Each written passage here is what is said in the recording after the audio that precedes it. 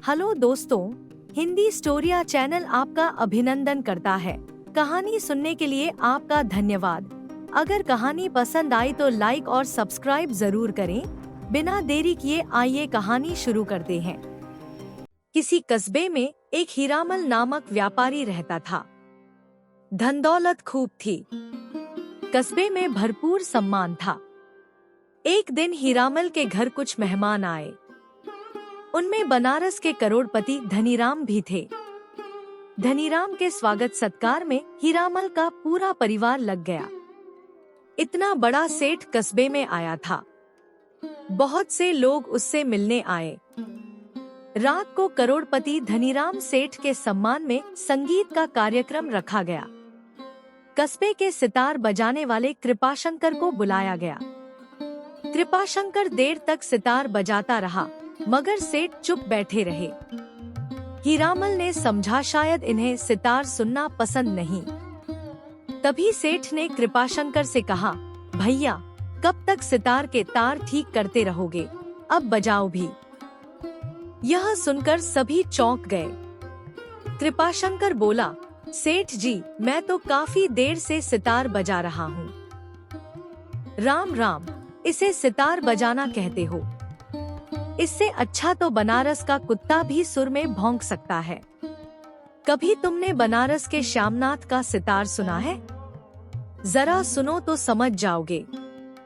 तुम्हें तो अभी सितार ढंग से पकड़ना भी नहीं आता, सेठ धनीराम जी बोले।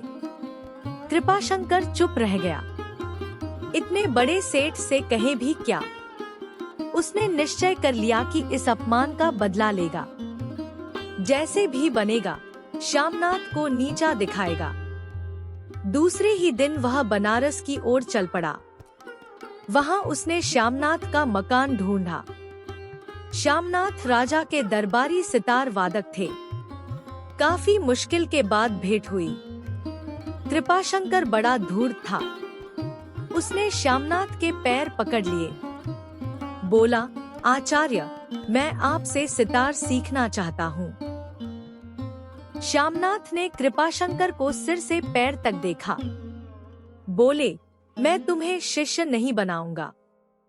कृपाशंकर को क्रोध तो आया, मगर चुप रहा।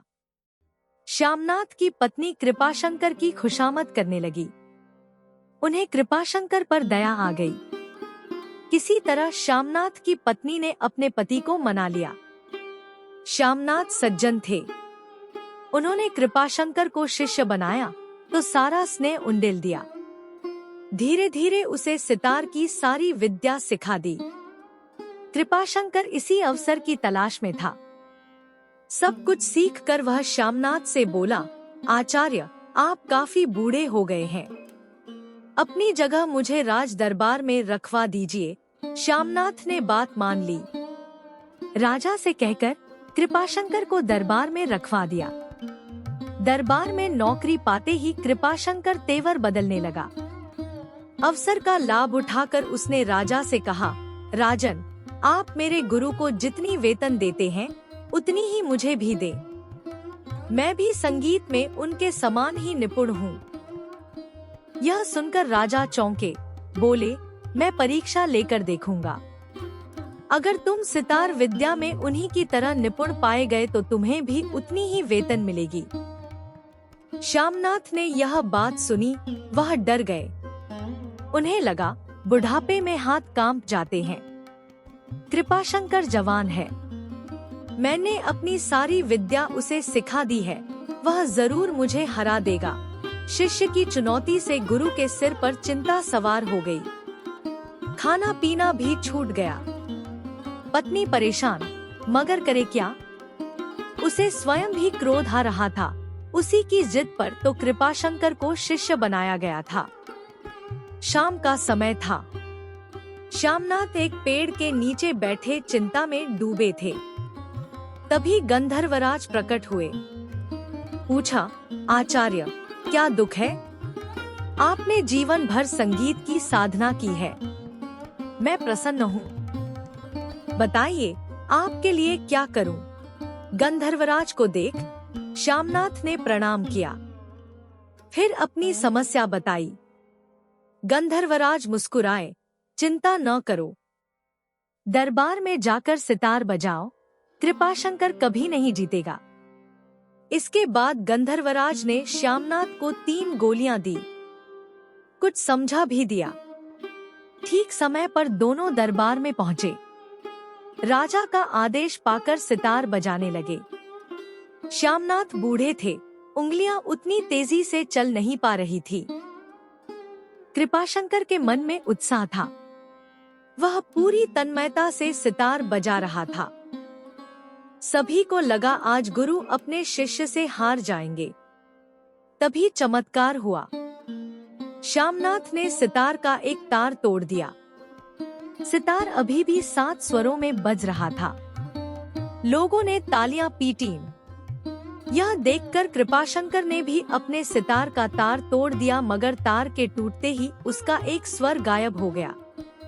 इसी तरह श्यामनाथ ने सितार के 7 तार तोड़ दिए। गंधर्वराज का वरदान, उनका सितार फिर भी 7 स्वरों में बजता रहा। उधर कृपाशंकर भी तार तोड़ता गया और अंत में वह सितार की लकड़ी को पीटने लगा। यह देख दरबारी हंसने लगे। गुरु की जीत हो गई। तभी श्यामनाथ ने एक गोली आसमान में उछाली। तुरंत आसमान सतरंगी हो गया। दूसरी गोली फेंकने पर आकाश में सितार की ध्वनि फूट पड़ी और तीसरी गोली के फेंकते ही घुंघरुओं की खनक से आकाश भर गया। लगा जैसे नाच हो रहा हो। यह सारा चमत्कार गंधर्वराज ने ही किया था। सभी लोग श्यामनाथ की विद्या को सराहने लगे। यह देख कृपाशंकर डरा। वह वहां से भागने लगा, मगर राजा के सेवकों ने उसे पकड़ लिया। राजा ने कहा, बोल मूर्ख, गुरु को अपमानित करने के लिए तुझे क्या दंड दिया जाए? वह डर से कांप रहा था। हाथ जोड़कर राजा से क्षमा मांगने लगा। श्यामनाथ को उस पर दया आ गई। राजा से कहकर उसे क्षमा करवा दिया। किंतु राजा ने आज्ञा दी, तुम तुरंत यह राज्य छोड़कर चले जाओ। कृपाशंकर जाने लगा तो आकाशवाणी हुई, इसने संगीत का अपमान किया है, इसलिए जो सीखा है वह भूल जाएगा। सचमुच कृपाशंकर सारी विद्या भूल गया। वह पहले जैसा था वैसा ही बनकर अपने कस्बे में लौट आया। यह कहानी से हमें महर्षि वेदव्यास जी द्वारा रचित गुरु गीता, जो कि स्कंद पुराण का एक भाग है, उसके एक श्लोक की हमें स्मृति कराता है। गुरुर ब्रह्मा गुरुर विष्णु गुरु देवो महेश्वरा गुरु साक्षात परब्रह्मा तस्मै श्री गुरुवे नमः। अर्थात गुरु ही ब्रह्मा है, गुरु ही विष्णु है और गुरु ही भगवान शंकर है। गुरु ही साक्षात परब्रह्मा है। ऐसे गुरु को मैं प्रणाम करता हूँ। गुरु एक व्यक्ति होते हैं जो हमें सही मार्ग पर ले जाते हैं और हमें अपनी आत्म समीक्षा करने का अवसर देते हैं। हमें उनके अनुशासन का सम्मान करना चाहिए और उनके दिए गए उपदेशों को स्वीकार करना चाहिए। गुरु की शिक्षा से हमें सम्मान, संवेदनशीलता और सहयोग मिलता है, जो हमें एक बेहतर व्यक्ति बनाने में मदद करता है। इस कहानी से हमें यह भी सीखने को मिलता है कि अहंकार और अपने आप को दूसरों से बेहतर मानने की इच्छा बर्बाद कर सकती है।